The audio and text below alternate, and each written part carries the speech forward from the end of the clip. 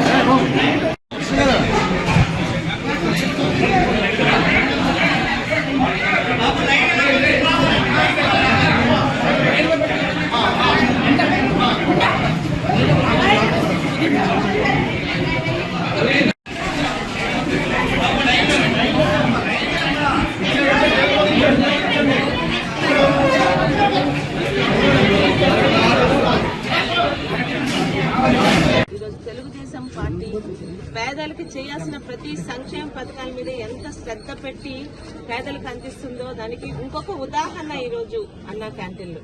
గతంలో ఈరోజు 5 రూపాయలకి ఏమొస్తుందో రాష్ట్రంలో ప్రజలందరికీ తెలుసు. మనం రాసుకునే పెన్ను కూడా రావటం లేదండి. అలాంటి సమయంలో పేదలకి 3 పూటల ఉదయం టిఫిన్, మధ్యాహ్నం భోజనం, రాత్రి భోజనం 5 రూపాయలకి అందించాలని ఒక మంచి ఉద్దేశంతో, ఇదేమీ గతంలో చంద్రబాబు నాయుడు గారు 2014-19 మధ్య ఇచ్చిన ఎన్నికల హామీ కాదు. కానీ అనుక్షణం అధికారంలోకి వచ్చినప్పటి నుంచి పేదలకు ఏ విధంగా సహకరించగలం, వాళ్ళకి సహాయపడగలమన్న ఆలోచనలో వచ్చిందే అన్నా క్యాంటీన్. అలాంటి అన్నా క్యాంటీన్ ని గత ప్రభుత్వం నిర్దాక్ష్యంగా, అంటే ఏ పేదల ఓట్లతో గెలిచారో, ఎన్ని అబద్దాల హామీలతో గెలిచారో ఆ హామీలను తుంగలో తొక్కి అన్నా క్యాంటీన్ ని నిర్దాక్షిణంగా తీసివేసింది. ఈ రోజు కూడా కొంతమంది విమర్శలు చేయొచ్చు, 5 రూపాయలు కూడా ఎందుకు పెట్టాలని. ఈ రోజు ఇక్కడ నడుపుతున్న బిల్డింగ్ గానీ, మెయింటెనెన్స్ గానీ, ఇక్కడున్న వర్కర్స్ ఖర్చుగా మినిమం పెట్టారు తప్పితే ఉచితంగా పెట్టడానికి ఎటువంటి వెనక ఆలోచన లేదు.